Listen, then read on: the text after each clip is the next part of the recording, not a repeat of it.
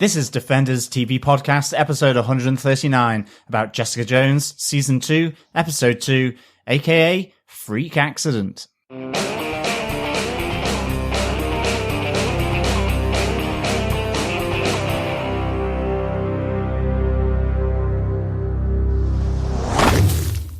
Welcome back, fellow Defenders, to this episode of Defenders TV Podcast, episode 139, where we are looking at aka Freak Accident of season 2 of Jessica Jones. I am one of your hosts, John. I'm one of your hosts, Derek. And rounding out the group, I'm the titular Chris Jones. I'm going to be using this going forward now. I'm the other titular Chris Jones. Yes. There's Jessica Jones, and there's Chris Jones. I like it. I'm her younger, less attractive, more annoying, kind of non-superpowered cousin. I like it. That's not true, Chris. That's not true.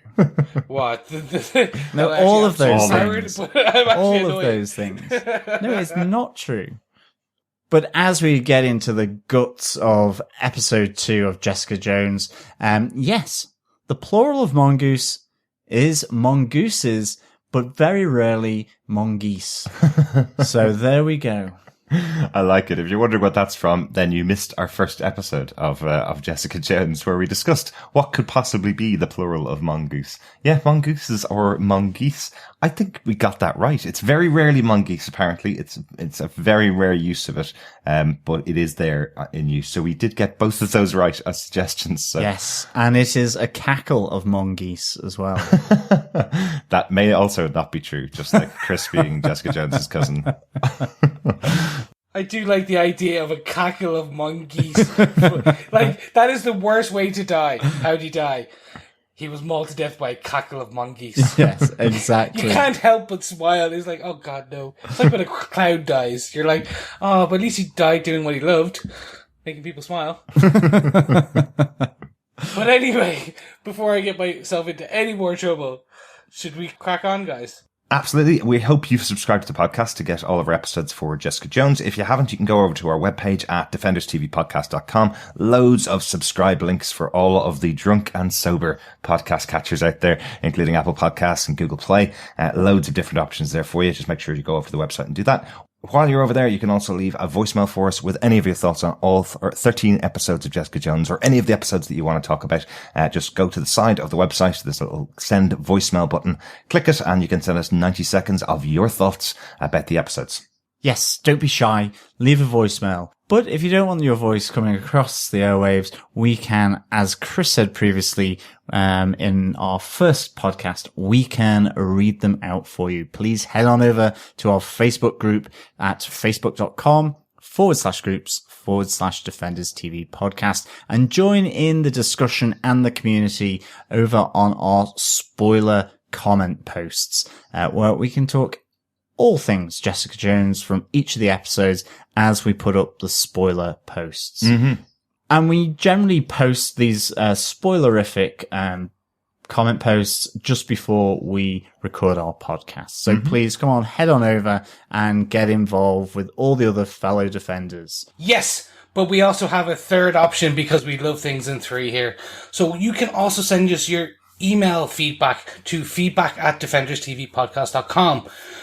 Basically, just make sure that in the subject line you include the episode that you are giving us feedback on, because we don't want to actually include anything potentially spoilery. And also, we don't want to spoil ourselves because we usually only watch and then record per episode. So we have no idea what's happening. Yes, and of course, we're not the only ones that like things in threes. Jerry certainly liked a good threesome in this episode of Jessica Jones. Yes, let's get into our spoiler-filled discussion of Freak Accident. Yes.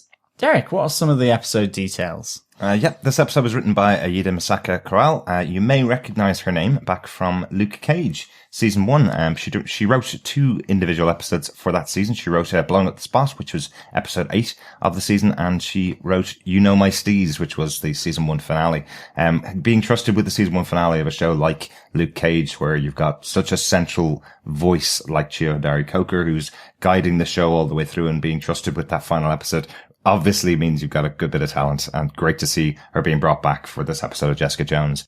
The episode was directed by Minky Spira. First time in Marvel, but has worked with Netflix before on Better Call Saul. Another UK director being brought over to the US because she's worked on Downton Abbey, I believe. I think this goes all the way back to Iron Man 3, which had Happy in bed watching Downton Abbey. I think the Marvel Universe has a lot of respect for Downton Abbey. But she has also worked on Skins as well and on Call the Midwife. So loads and loads of shows in the UK. Yeah, Skins is excellent. Mm-hmm. But let's not hold the fact that she did Downton Abbey against her, because she, as you said, she did Skins and Call the Midwife, which Absolutely. are pretty good shows. But better than that, she came in and did this one. So, John, do you want to tell everyone what she gave us? Sure. Jessica Jones is on the trail of the people that experimented on her after the car accident that killed her parents. She traces Dr. Kozlov, but finds that he has recently died in a car accident, and is told that Will Simpson is alive and dangerous.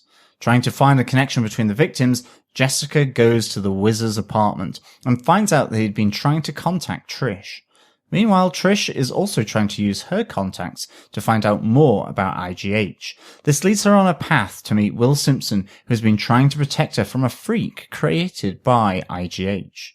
Before getting all of the details from him, Simpson is killed by a powerful, high-jumping super who gets away. Gentlemen, do you want to start into our top 5 case notes? Mm-hmm. Big time. So, for those of you who are joining us for the first time, you've got one episode behind us, so you can go back and listen to that after this. But more importantly, how we record our podcast and we go through each episode is we take our combined top 5 points. For this show, we are going to call them our top 5 case notes, and we're going to discuss them in depth. And I really wanted to jump into this one. I kind of interrupted the rest of the boys because I want to get to this one first. Case note number 1. Jessica starts investigating her past. Mm-hmm. As I said in our kind of last episode, I liked the way they left us hanging. The end of episode 1 was built in such a way that you wanted to binge into the second episode. Mm-hmm. To kind of, okay, what's going to happen next? We had a lot of questions, even though we're even left in this with a lot of questions, in this episode, a lot of questions, but we got some kind of answered. And what we see is that Jessica finds Kozlov, or should I say the very stiff remains of Kozlov. Let's say recently deceased, I think. Okay, the recently deceased Kozlov. I like the way that they wrote and kind of directed this. They set it up that she was going in, there was 2 guys in suits walking down the side. You're like, oh, okay, bodyguards. She's going to try and either punch them out or sneak in. And she gets close to the door, and then it's a funeral. I like that. Yeah. It was a play on trope in that, okay, I thought, okay, literally as she was crossing the yard, I expected she was going to jump into the first floor balcony, kind of slip in a window, pull apart as a thing, get caught, and she runs away. Right. But no, we get this kind of very strange scene where you see what we know as Kozlov being to a degree, a kind of diabolical scientist with ideations of creating superhumans. Or IGHs. Yeah. There you go. Surely no scientist has ever been evil before. Well, there is some interesting stuff in here. This is definitely Jessica's opinion, is that he's an evil scientist, but she's being told by the people that she's meeting, some of the former Marines that he worked with. You hear them having a conversation when she arrives. I think Isaiah is the character that's in the wheelchair, where he's saying, not even my sergeant called me after the accident that happened when I was in war. It was only Dr. Kozlov that was taking care of me, and only him that was involved in this. We do see that photograph of Will Simpson with the rest of the team, so we know that Kozlov was involved. We do actually know that from season 1, but we know that he was involved in what happened to Will Simpson, where he got his powers from. But it seems like the rest of the people at this funeral are looking at him as much more of a nicer character, someone that's been supportive of them, someone that's been around to help them out, whereas Jessica's trying to get to the bottom of how she got created. So she has a very different opinion, and obviously because of being in the vicinity of Will Simpson going a bit mental and taking all those drugs in season 1, she has a very different experience with Kozlov. Definitely. It is kind of interesting, I think, that you get this different side or viewpoint of Dr. Kozlov.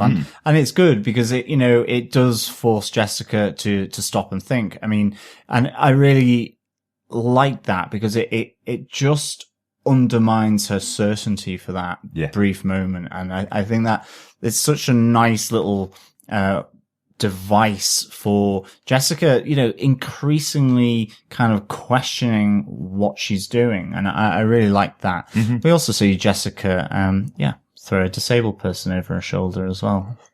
You're not in the wheelchair now.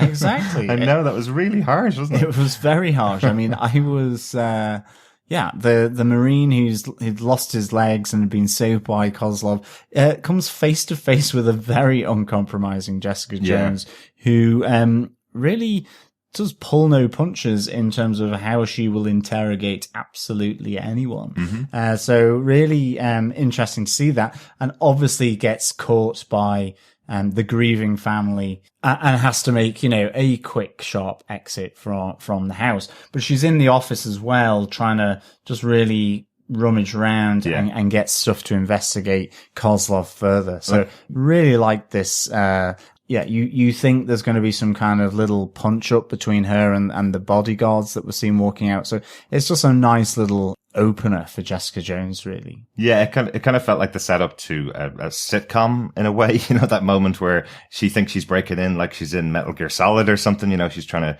be all stealthy and get in and use her powers to get inside. And then she gets inside and realizes she's at a Jewish funeral, which she clearly has no idea what's going on. When they say they're about to start celebrating part of the Jewish funeral service, she goes, great, I'm really looking forward to it, no idea what they're talking about. So a nice little comedy moment, but it didn't feel like it, in season 1 when she's pretending to be the architect assistant. That's a really interesting setup where she has to be a bit of an airhead and play a completely different character so that she can fit in with what's going on around her. In here, she's able to maneuver about, and they kind of dropped the sitcom premise very quickly after it's being set up at the start.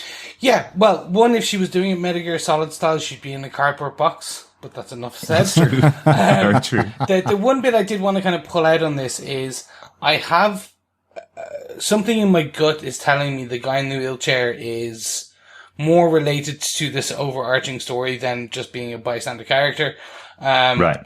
Only because in this episode we see someone in a wheelchair and then someone jumping very high. Right. Both related most likely to someone who was performing experiments to gain superpowers. So maybe this guy is able to grow a second pair of legs, or like just this is, I would find that funny if that's how, like, his secret identity, he has no legs. When he's like super powered up, he regrows them or puts on bionic legs or something crazy like that. Once again, fellow defenders, we do not watch ahead, as you can probably tell.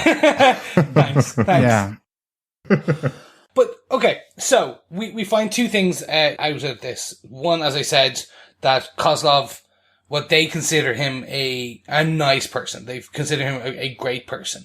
But also that Kozlov is dead from a mysterious accident, question mark, quote unquote, bunny ears, whatever way you want to bracket it out. I like that the fact that potentially IGH are cleaning up, or like they're setting fire, they're burning everything down. That includes Kozlov, Simpson, everyone else in between. And that potentially could include Jessica. So I thought this is an interesting, and the Wizard, of course. Yeah, but also just at this moment in time in the story, the Marine is pointing the finger at Simpson. So, here all of a sudden, Jessica finds out that Simpson is still alive. As far as her and Trish are concerned, he's kind of vanished into thin air, possibly dead. And secondly, all of a sudden, maybe the death of Kozlov as well as Whizzer is being attributed to Simpson. And as you say, Chris, I kind of, to some extent, agree that I'm expecting the former Marine in the wheelchair to come back somehow, because for him to point the finger at Simpson just like that, is there a reason for it? Or does he feel he's on the line and is going to get killed? Who knows? And it would be kind of interesting to see him come back in some way, but it might just be as a dead body. I feel like he's just setting up the fact that Kozlov is different from the way everybody's seeing him. We'll talk about Will Simpson a bit later on, but he's not a very reliable narrator for the investigation that Jessica's going on. We know he took a lot of drugs and it changed his personality. We know he was affected quite considerably by Kilgrave. So some of the things he says doesn't necessarily mean they're true. I think Isaiah was just there to provide a different side of Kozlov. He's not the crazy scientist that's trying to do work on people, is what I think these scenes are trying to tell us. Yeah, definitely. But we may see him back in future. It may just simply be that as Jessica starts to rip apart Kozlov's life, she has to go and seek out Isaiah to get more information out of him, potentially. But I do like the idea that he also echoes Jessica's sentiments that this was not an accident. The car crash wasn't an accident. He instantly realizes this is something that is very odd, that Kozlov would have died in this way. Yeah, and he's also very quick with the baton. Yes, it is. It's just not even questions, like whoosh, out. Yeah, as we know from the Punisher, former Marines, they're pretty good at fighting. Yeah. From one potentially super-powered person to a definitely super-powered person. The Wizard. We finally get to see inside the Wizard's apartment. Jessica investigates. She pulls apart his life through his bag, finds where he lives, goes there, and we finally meet the one and only Mongoose. Yes. Yes, so he does have his mongoose at home. And Chris, interesting one for you. Little early note for you. You were talking about the comic book creation of the Wizard, and that his father Emil was the one that gave him the superpowers by merging the mongoose with the snake venom to cure him. That character in the comic book's name was Emil, and the mongoose in this episode is called Emil. So his mongoose is called Emil. So he's either named him after his father, or the writers more likely named the mongoose after his father, just to give that little connection to the comic books. Just thought it was a nice little note. Thank you very much. Well, good spot. I really enjoyed this one because that's not the only Easter egg we got. In this scene, Jessica's in the apartment, the cops are coming, she finds the laptop, and finds recorded messages from the Wizard himself. He's talking to the camera as if talking to someone. We later find out it's Trish. But I love this second Easter egg, which is, with great power comes great mental illness. It should be, with great power comes great responsibility. Yes. With great power comes great mental illness should be the tagline for Jessica Jones season 2 and season 1, I think. I love it. It was really good, and I enjoyed this nice back and forth. How they expand on his origin story, saying how he had the injury on his 18th, and then he got experimented on. And that's how he woke up and he was able to whiz. Yeah, absolutely. I was really pleased we got to peek inside Wizard's apartment, and I really kind of liked how they played the mongoose for horror comedy laughs. You just heard something scuttling around and you were kind of going, okay, what's that? Is the person that killed Wizard in his apartment? Mm-hmm. Jessica's kind of taking it fairly cautiously, and then there's all the pipes around the room, and the kind of the mongoose wheel or whatever to allow him to run. So I like that they played that up for laughs as well. So it was really good. I really enjoyed seeing the Wizard, in the first episode. So it was just nice to keep him in the season for a little bit longer. Yeah. So definitely R.I.P. Wizard. Absolutely. And once again, when I say, I guess we won't see a character again, they find a way to put them back into the next episode. But there is another character going on an investigation. On to case note number 2, Trish's IGH investigation. Kind of a different tack is being taken by Trish here. We get to see Dorothy again, her mother. Quite cool to see Rebecca De Mornay back in these episodes. Yeah, I mean, she just plays it so nicely. The really overbearing mother that just doesn't get her daughter and doesn't get her daughter's stepsister, in Jessica Jones. And I just really enjoyed seeing this fairly obnoxious character back on the screen, going for lunch with Trish as she's trying to use her previous contacts through Maximilian Tantum, the Harvey Weinstein of the Jessica Jones world, to try and get additional information about Jessica's sort of missing 20 days that she had found in the case file. So really, she is going to extreme lengths here to try and investigate Jessica's experience and the events that happened at IGH. And I just thought that was really interesting, just how Trish, puts herself emotionally on the line. And I mean, that whole scene in his trailer where she's getting Malcolm to film it as well, was just like absolutely harrowing, I thought. And I mean, he really just went completely, after her as well. As soon as she was asking him to provide this, otherwise, she would effectively spill the beans on what happened. So a really interesting sort of note for I suppose what's been going on in the film industry in general. It's kind of an interesting little parallel here, just brought into Jessica Jones, which I thought was really good. And I suppose, the cherry on top of this is when, Malcolm, after recording his confession and getting the information as Trish asked, then confronts Maximilian in the car park. And decides to give him a good old right hook. And I have to say, I really, really enjoyed the smile of satisfaction that Malcolm had on his face. I was kind of going, yeah, well done, Malcolm.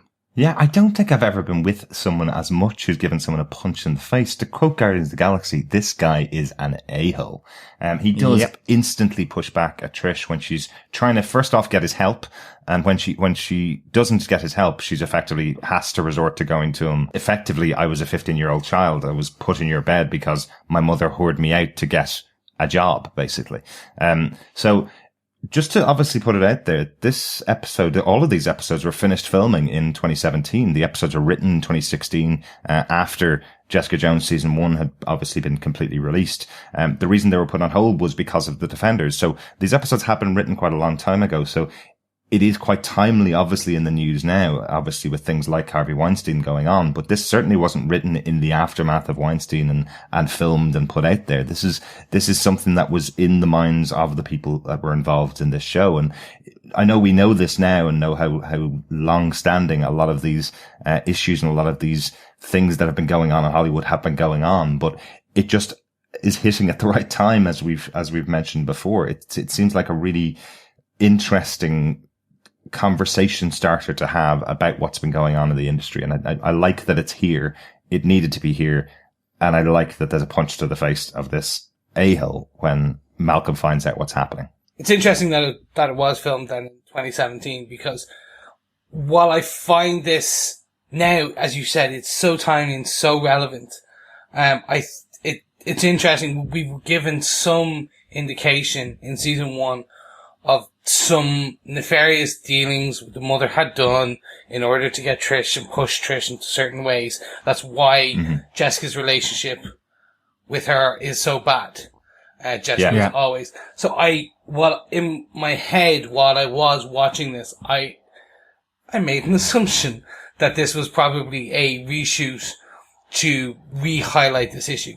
The fact that it's not is even better, I think, in my head then, because then that means that this wasn't let's take something that's happening in the real world right now and bring it into this. It was more, no, let's highlight an issue.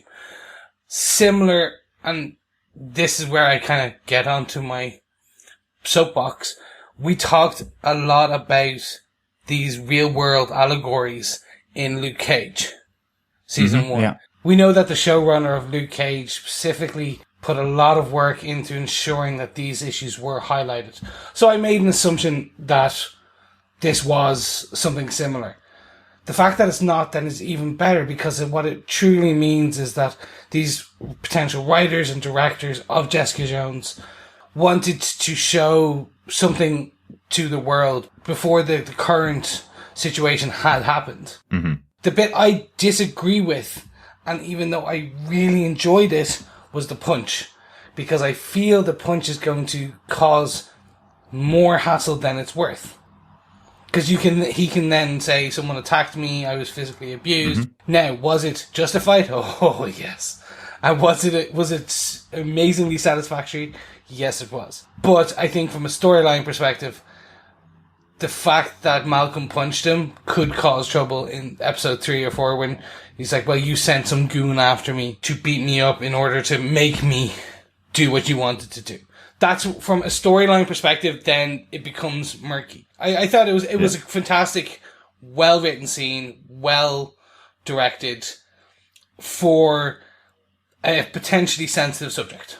And I think, weirdly, the punch is what makes me know for definite that this was written before the Me Too movement started, before the Harvey Weinstein pieces came out in the news, and before the other stuff that came out in the news, because you wouldn't do that now. You would have this guy being taken out and beaten in the streets. You'd have him in prison for what he did, because they'd want to make this a bigger thing for Trish's character. Effectively, she's going to him saying, if you don't give me the information, this is going to get out. I don't want it to come out. I've got my own successful career and it could damage my career, but if you push me to it, I will release this information. She absolutely would have released the information if this was being written this year. That would be Trish's character arc. If you wanted to specifically highlight that this is part of the Me Too movement, you would have her saying, you're going down for this. I'm coming out of hiding here and I'm going to do this, and that'll be the end of your career. It wouldn't be just a simple matter of help me out here or this will happen. Okay, yeah, that makes a lot of sense. I just think that it's really interesting that throughout this season, I think we are going to get a lot more of these types of discussion. We're going to end up having a lot more of these discussions, similar to like what we had in Luke Cage. Just that based on season 1, there was some very powerful PTSD discussions that we had to talk about, and I feel that they are not going to shy away from these types of topics, especially like even as something as simple or as the glass ceiling. Absolutely. I mean simple so. As in that it's been discussed quite a lot in across the last few years. We've already seen Jerry talk about it in episode 1 and how that she was just good enough.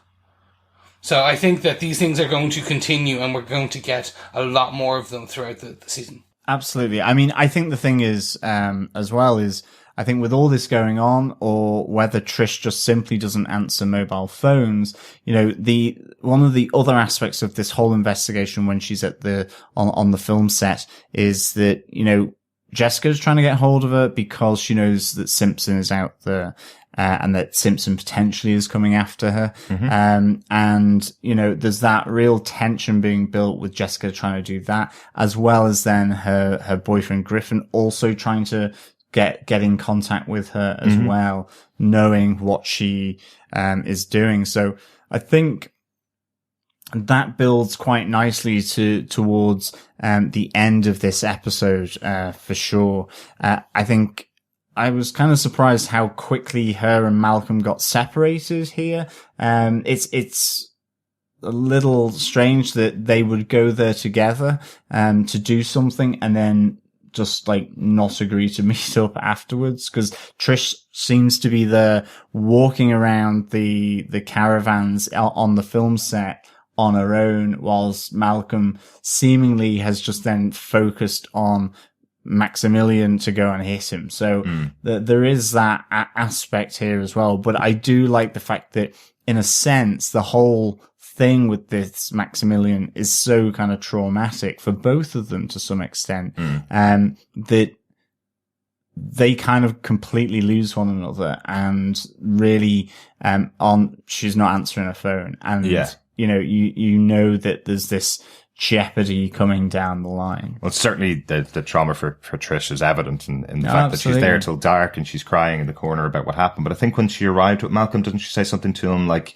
and when you do this for me, we'll meet up later. And I don't want to I don't want to talk anything about this at all. I don't want to have any questions about it. Not going to have a conversation about it, basically. But the fact that she's not answering phone calls also could answer that, because he does leave the trailer after she does. So how would he get in contact with her if she's ignoring phone calls from Jess and from, her boyfriend Griffin? If she's going to answer a call, she's going to answer to one of them, not to Malcolm. Yeah. But I do know what you mean. But that does lead to that interesting conversation with Griffin and Jessica later on in the apartment, when Griffin's looking into the information about IGH, looking into Trish's story. And then he basically realizes that he's the one that dared Trish to go off after the story, and it's all his fault. Yeah. So I think that's a really interesting point. Again, another gold star for Griffin. Gryffindor. But I think with that, on to case note number 3. Jerry goes on an absolute bender. Yes, we have drugs. We have wine. We have more drugs. We have 3 prostitutes. You name it, Jerry is trying to forget whatever that doctor said to her. And it's just really, really interesting. You know, goes completely crazy. She just wants to live free, die young kind of thing, really, to an extent. And it's really interesting seeing just this, you know, craziness happen to Jerry, but at the same time, you know, it's sad and sexy at the same time, dare I say. There's just that moment as she's dancing along to the music with the prostitutes in the room with her, where they're kind of looking at her dancing and looking at her almost free. She's almost got herself free of this idea. It's just that, I don't know, it's that moment where we know as the audience what's happened and what she's gone through, but there is this scene that feels, it's tough to watch because we know how powerful and strong the character of Jerry is. So it's kind of tough to watch her go through this, yet she's being very attractive to the girls that are around her in the room. So, that's kind of what I would mean about the sad and sexy moment. No, absolutely. Yeah. I really thought that, you know, at the same time as her sort of doing that slow dance, there's that tragedy about it. And, you know, she's really just, she's trying to feel something, I suppose, because whatever, the doctor said to her has numbed her. And this is the way to do it, is through, that kind of crazy drugs, drink, and rock and roll bender. It was really, I don't know, I found it interesting. It's a different take than we've seen on, of Jerry, in terms of that she is in this scene completely vulnerable. You can see it in her to go from a wife to an affair to prostitutes. And initially it was just one. Yeah. Where the other 2 came from is even more interesting. Yeah, there is that interesting moment when Price comes over to her apartment, who's been trying to reach her all day, this guy that she had enlisted and is now want to sue Jessica. He comes over to her apartment and knocks on her door and kind of goes, "What are you doing with your life?" effectively to her. She closes the door, and while she's closing the door, the 3 prostitutes are sitting around the table with wine in hand, talking to each other about their kids. And I'm wondering which one of those makes Jerry snap out of what she's doing. I don't know which one it is. As you say, Chris, she's gone from being a wife to having an affair with the girl in her office who she was telling she was going to get married to in the future. And here she is surrounded by prostitutes in a room, and the prostitutes are really making it very clear they're there for the money. They're absolutely there for the money. One of them is the girl who's supplying drugs to Jerry, effectively. Yep. So, she's not the one that Jerry brought home. Effectively, this party seems like it's been going on for possibly a day or more. Price says that she's called in sick and not come into the office. So is it that moment that Price comes over and says, "What are you doing with yourself?" Or is it her looking around and going, "These 3 women that I've had in my apartment partying with for the last day, I'm just paying for them and they'll do basically whatever I want. How low have I sunk?" is kind of what it almost feels like. I just can't tell which one of the 2 it is. I got the sense this is how low I've sunk. I am Jerry Hogarth. I am ball busting, take no prisoners. I am the best lawyer in New York, well, in Hell's Kitchen. I took it as that. And it's like, okay, I'm done wallowing. And being caught by Price in the act as well. Yeah. You would assume that the character of Jerry would not like someone who she, to a degree, considers a subordinate. Knowing that she's just basically, her missing time is basically where she's been coked out of her head with 3 prostitutes in her apartment. You can see that probably also leads to this as well. I do like your pointing out the Price. You know, I was told that you had called in sick to work today, so I've come over to your house. And she's kind of going, "Why would you come over to my house if I've called into work sick?" Don't ever do that. If anybody ever calls in sick, that's their sick day. Don't go over to their house, Price. It's a really stupid idea. I mean, so do we think that Price is trailing Jerry here as well. You know, he has this relationship with her that's linked to Jessica Jones, whether it's to take over Alias Investigations or now sue her. But, you know, he's gone there because he's got a child. You know, he is, like Jessica has said, there's always dirt on someone. So he's just covering his back. He is in risk management. So it's interesting. Again, it's just another little question mark that is thrown up towards Price, really. And what is he actually doing? Yeah. What's his own motives here? I didn't even think about that at all. I know there was a couple of missed calls. He's the one that keeps trying to phone her when she's having her breakdown in the road. So I knew there were those moments earlier on. I worked in marketing for many years, and I know people like him, which is very much, I want this question answered now, and you're going to answer it. I don't care whether you're sick. I don't care whether you're not answering your phone. If you don't answer your phone, I'm coming around to your house and you're going to solve this problem for me now because I'm more important than you. It's what it feels like from this guy Price. Even though she doesn't consider him anywhere on her level, he considers himself on her level. Oh, absolutely. That's what it feels like. I don't think it's that he's tracking her for any other reason other than he's demanding an answer from her, regardless of her own personal issues and what she's going through. So I don't know. As I said last episode, it does feel like he's the corporate bad guy here in this season. That's what he feels like. But that may change as the rest of the episodes. Yeah, hopefully there's more to him than that, I think, because I'm quite liking that. Or maybe he's actually just, he is a good guy. Yeah. But, yeah. Or his tats are too cool, though, to be a good guy. Yeah. Maybe. But going from Charlie to Oscar, our case note for Oscar, the new neighbor, potentially new love interest, like we thought, and the police. But we see here, you know, the police coming to investigate the death of Whizzer, coming to Jessica's door because she was seen on the scene. You know, again, she's got a history with the cops here from Misty Knight back through to season 1 of Jessica Jones as well, obviously with Kilgrave and the events that went down there. Mm-hmm. So it's almost like they kind of know one another here. There's that kind of feeling going on when the two detectives arrive at her door. But ultimately, really, we again see a really frosty reception from Oscar when Jessica's there going, well, there is someone who can tell you exactly what happened because he saw me at the scene. And that is her new neighbor, Oscar, where he then out and out tells a lie to the police. You know, he tells them that Jessica wasn't there, that he didn't see her. Yeah. And, you know, again, is it that he's nervous around the police, or is it because of something from his past or the line of business that he's in?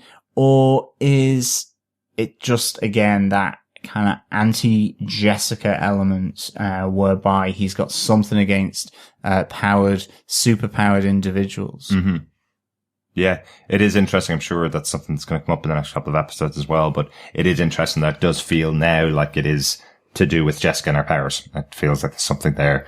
And obviously with the police, he seems to have some issue, but he says it's because of the custody battle that he's going through, to keep his son. And that's the reason why, if he gets involved in this, if he gets involved in the police, gets involved in anything here, that this could affect the chances of keeping his son. So that's his reason that he gives in this episode. But it does feel like it's specifically targeted at Jessica here. Yeah, I'm getting the feeling that there's, as you guys have said, I'm not going to belabor the point, there's more to this. I get the feeling it's powers related, be it the incident, be it Damage Inc. or something, or he was a gang member that was stopped by a vigilante or something. There's more to this story. It could be as simple as he was a gang member, caught by the cops, doesn't want to be involved with the cops anymore. It could be that simple, but I see, as you guys said, I think there's more a power-related piece here. So very much something like custody battle, because during the incident, the wife and the son were in the city centre. He was off doing something else, blah, blah, blah, blah, blah. So Maybe. he blames superpowered people for his divorce and nearly losing his child. Let's not over-speculate. But No, exactly. I'm saying all these speculatory things, and I know literally in the opening scene of episode 3 that they're going to just explain it. Okay, anything more on Oscar, gentlemen? No? No. Okay, so let's jump on to case note number 5. This is one I've been wanting to talk about since, point 1. The death of Will Simpson. Sorry, the return and the death, or the death and return of Will Simpson. A.K.A. Nuke, A.K.A. Mr. I'm going to wear an American flag on my face. He might not be wearing it now. Well, he can still wear it, but just it would be backwards, you know. So you mean he's wearing the American flag on the other side of his face? Yes, Okay. exactly. Well, no, actually, it's the same face, just it would be pointing the wrong direction. Yeah. If you will. This is a pretty brutal death scene for our friend Will Simpson from after season 1. It's great that they brought him back for these 2 episodes and kind of raises the stakes almost. If you kill off a character that went through most of your first season, after their first appearance, like he only gets probably about 5 minutes in these 2 episodes, but kind of interesting that they kill him off in this episode. Especially after he tells Trish that he's been the one that's been following her and watching her and taking care of her and protecting her.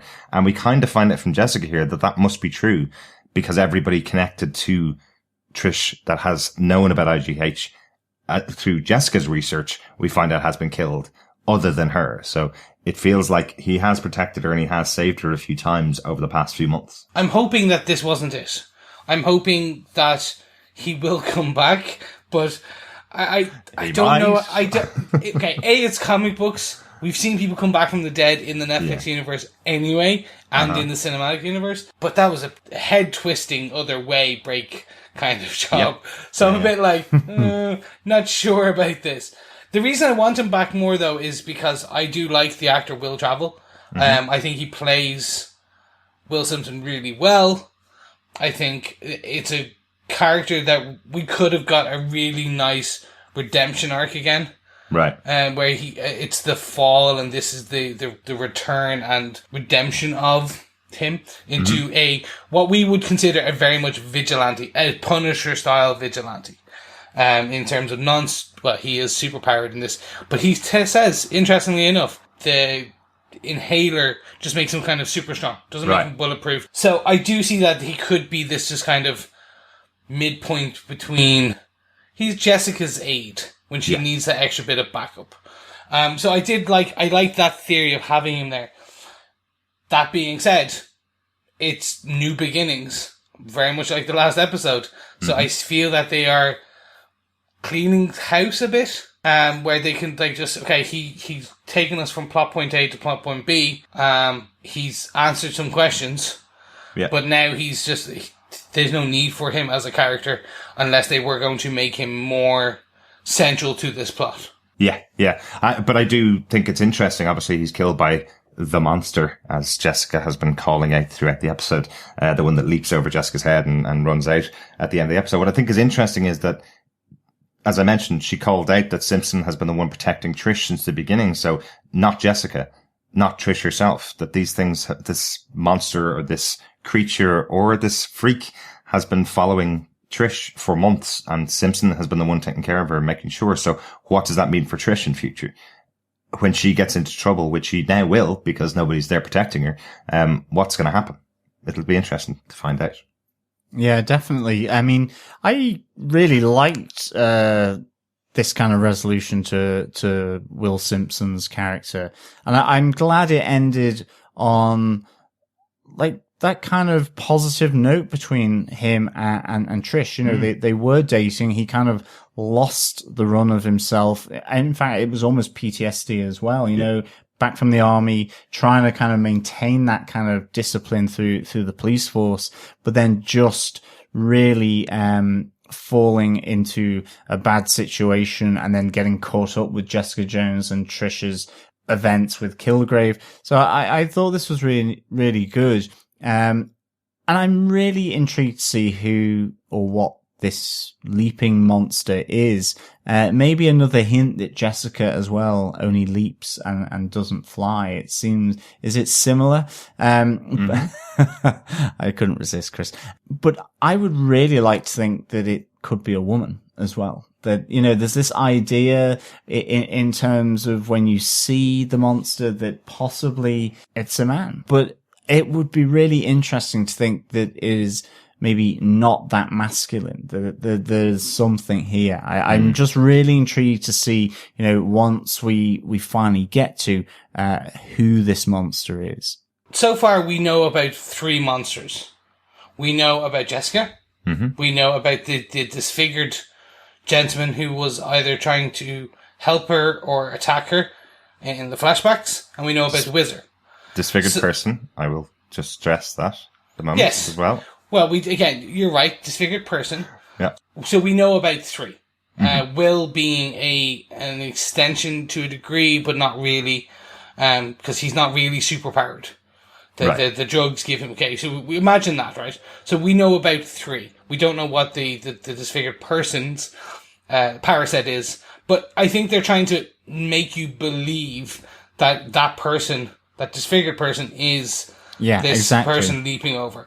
I don't think that's the case either. Right. I think this is a 4th person, and what we're going to get is this, throughout this season, is a laundry list of 6 to 8 to 9 to 10 patients who were in this IGH facility, who were experimented on, and it's up to Jessica to avenge their deaths, or find them, or band them together like the Revengers or something like that. The Revengers. I love that word. No, I agree. I think, you know, the disfigured person in the images, you know, has been shown, and it's interesting that they didn't show his or her face in this particular scene. Yeah. You know, hooded character leaping to escape. Mm-hmm. You know, so again, it was interesting why Jessica didn't necessarily leap after him or her, because she could. Yeah. So it's interesting. Again, the choice of when she uses her superpowers is an interesting one here. I'm not even sure it was about superpowers. Like, I think obviously Will Simpson has just had his neck broken and is on the ground, has just told them that he's protecting Trish. Trish is left alone screaming if Jessica runs away, you know? So does Jessica just putting Trish before chasing after this person who's already gone out the door? We don't know whether the monster had super speed as well, just like the wizard had, but it seemed to get out there very, very quickly out of that place. So I don't know whether just the surprise of what was going on and the fact that they had to go and get Will Simpson's body, maybe that's the reason that stopped Jessica, but I'm presuming she'll be investigating that in the next episode. Yeah, although I would have loved to see the person jumping and Jessica just doing almost that basketball slap down. Mm-hmm. Come on, that would be amazing. Because this is the one thing we have seen. We get a lot of off-screen power usage for Jessica. Yeah.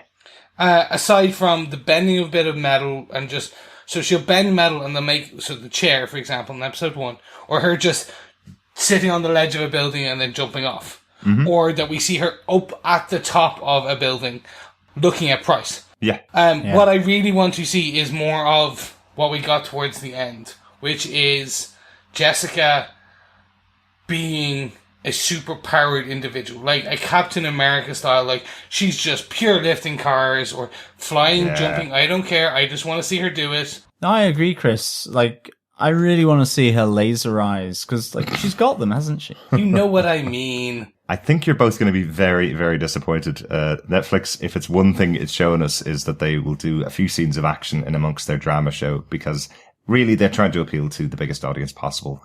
They've taken their inspiration from comic books, and, you know, Jessica Jones, of all of the comic books that these shows are based on, is still the most grounded of all of them. It's based in some very real life situations, with the addition of Marvel comic book characters, obviously. But I think this show will kind of steer clear of even the level of superpowers that we saw from Jessica Jones in the first season. I think if we're going to see some superpowers, it may be from the villains in the show, when we see them as the show spins on for the next couple of episodes. Her special power really in this show is going to be her investigative tactics. I agree with you. I point you to evidence 1 in episode 1 of the wizard running like Coyote from Coyote versus Roadrunner, with just spinning his legs.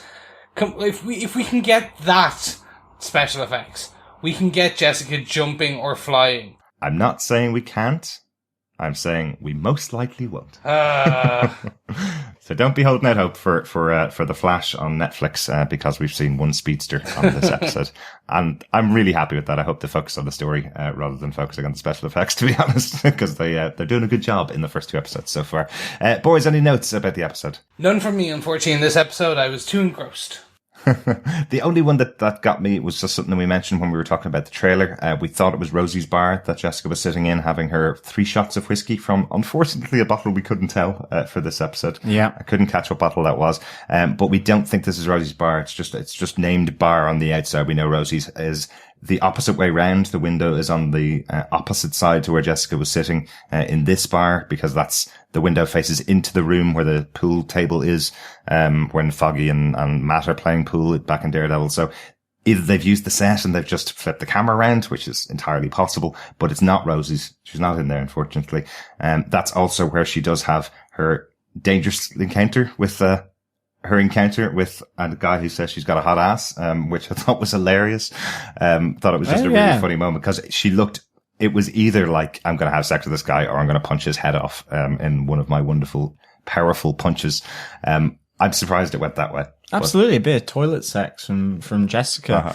And of course, in that bar, you not only get to see the lovely, toilet area, of that bar, but there is the reference to the Dogs of Hell, where there's a sign behind the bar that says "No dogs allowed" with a picture of a bike. I think we picked that up also in the trailer. Right, so a little Easter egg to the gangs of Daredevil. Possibly, yes. We still think possibly, yeah. No, I can attest that there are multiple dive bars in New York, around Hell's Kitchen, around Manhattan, that you can find. Absolutely. You can throw a coin and most likely hit a dive bar. So, unfortunately, it's not Rosie's, but we can call this one Jessie's. How's that? Maybe.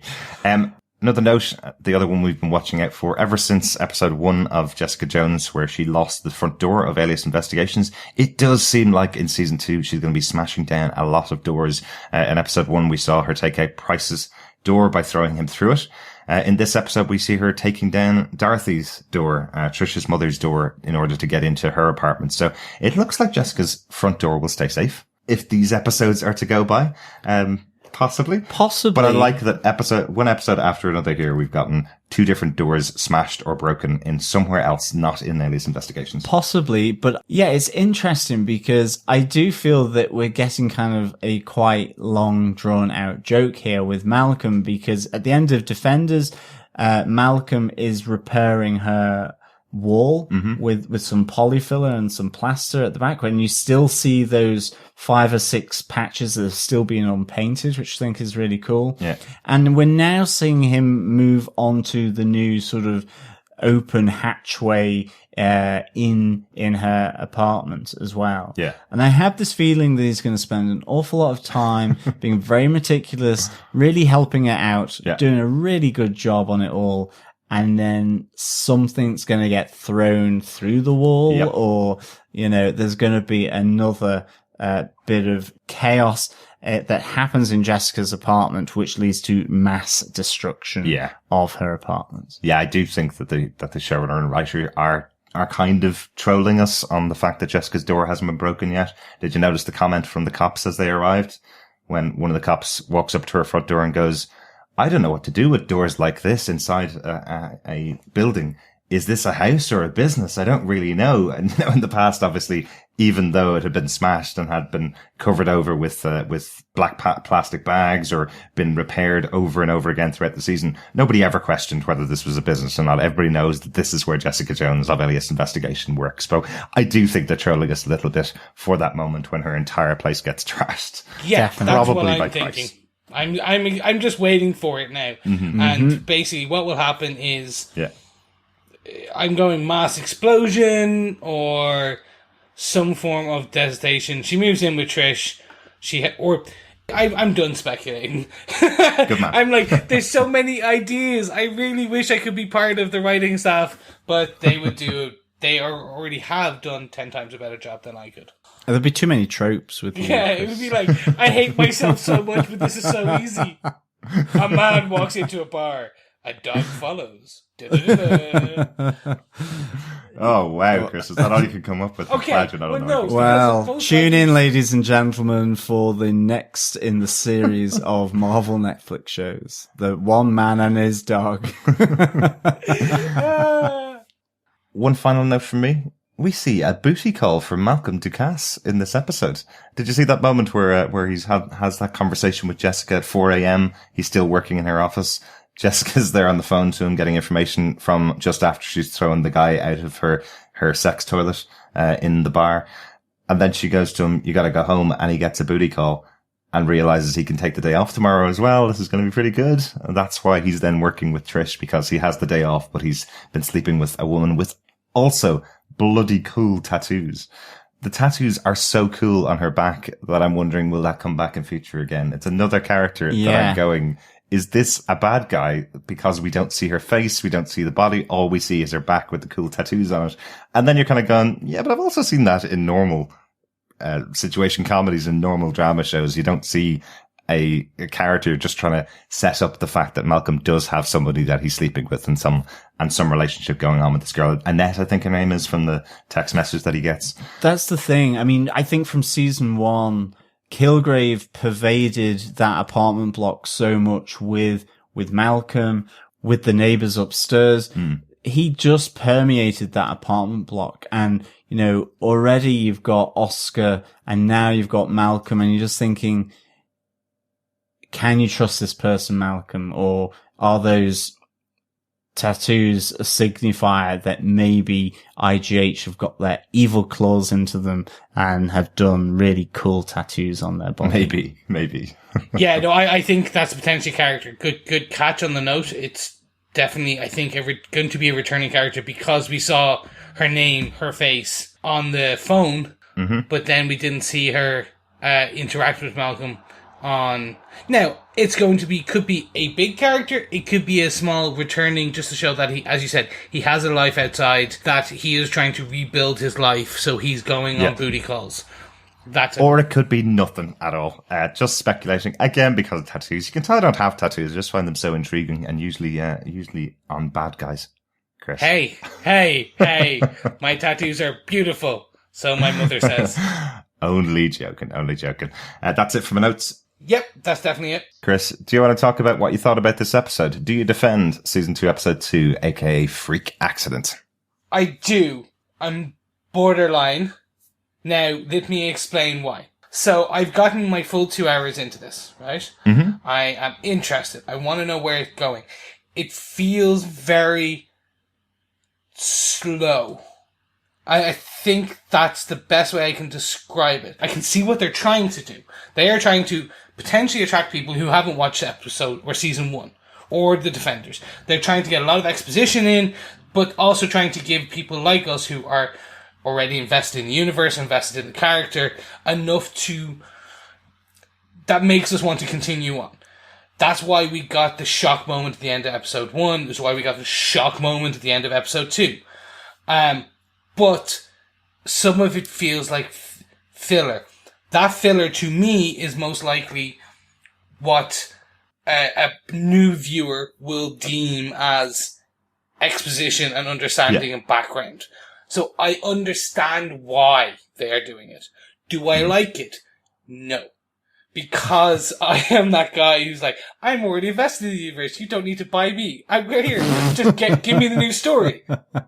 So that is why I'm personally borderline. Is it a good story? Has everything so far been fantastic? Yes. Like, it is good, but it's because of that exposition, because of that filler. I want the story that they're putting in probably episode 3 and 4 in episode 1 and 2. I want that, oh my god, we're back, let's jump straight into the next investigation. It just feels a bit too slow. And I think that's the only negative I can put on it.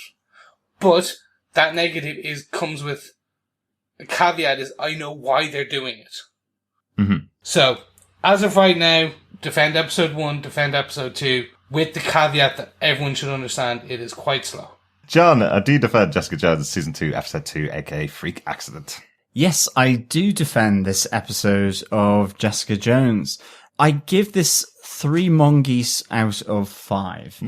Without sounding too much like a reverse Louis Walsh, I liked it, but I didn't love it. There's many elements here that I kind of really liked. I was good to see sort of that resolution to Will Simpson. I actually really did like Jerry going crazy back in her apartment. I really liked that, to see that kind of side of her dealing with whatever has been told to her by her doctor. I thought was really good. I thought nice little window into Jerry's private life, now that she's on her own. For Will Simpson, it's really good that he wasn't the monster like everyone thought he was going to be, from Jessica through to Trisha.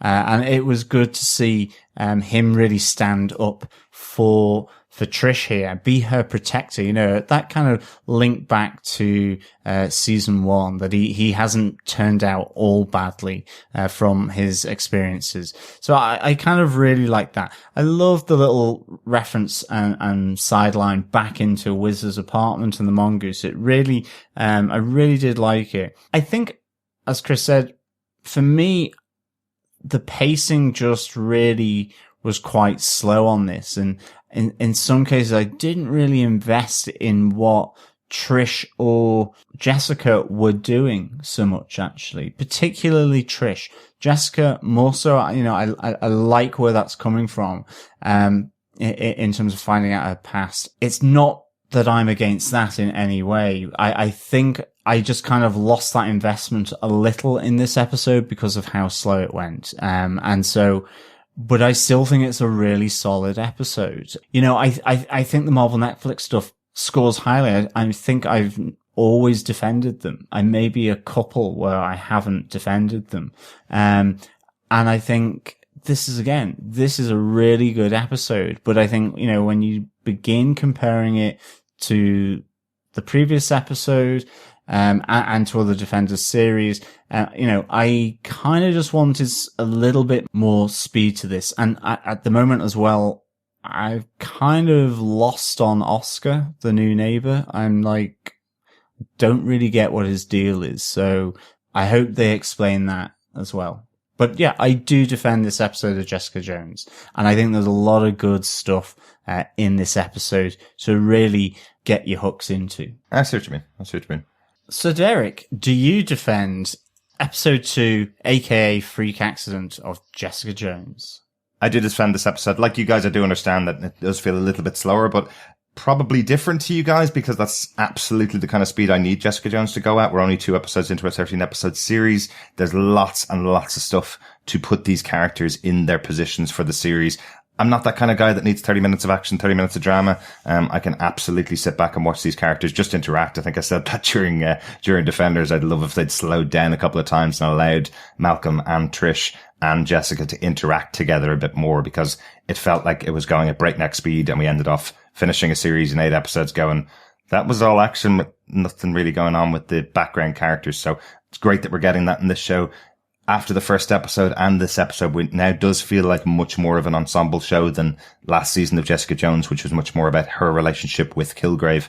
And this episode, again, feels like Trish is starting to step up into that position of investigating and pushing Jessica. That's what it kind of feels like to me. So I think it's an important episode to have.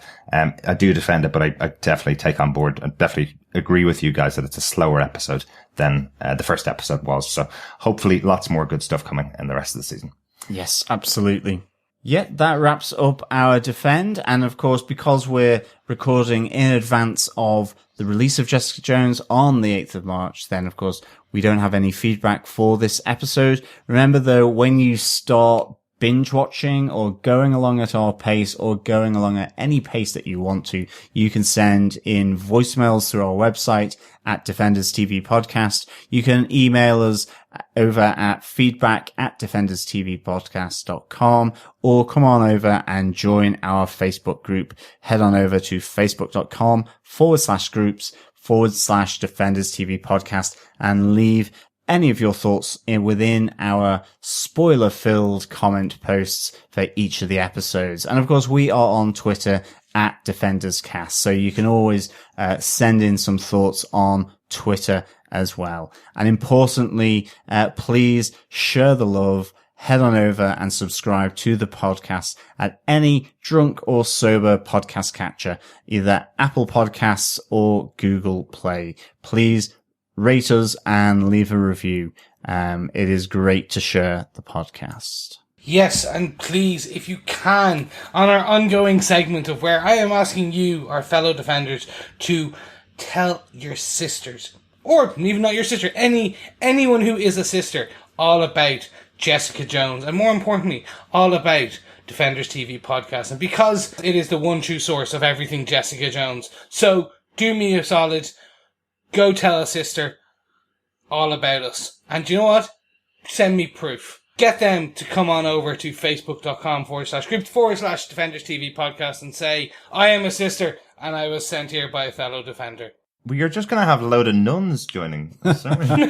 We could do. Hilarious. Hey, It'll be Matt Murdock's mother and all of her friends will be listening into our podcast. That'd be great. We'll have the Jesuit nuns to join us over on Defenders TV podcast. Thank you so much for joining us, everybody, for this episode. We'll be back next week. We're going to be doing our episodes hopefully on Tuesday and Friday of each week. We'll be back with episode 3 of season 2 of Jessica Jones, aka Soul Survivor, next week. We should also have our Doctor Strange Damnation episode 2 for our podcast out next week as well. Loads and loads of podcasts to listen to. Hope you've been enjoying Jessica Jones and hope you've been enjoying listening to Defenders TV podcast as well. yes, thank you so much. Go tell your sisters, and we'll see you on the next episode. Yes, as always, thank you so much for listening. I'm off to do God only knows on Jerry's dining room table. But when I'm back, after that, we'll be back to speak with you again soon. Bye.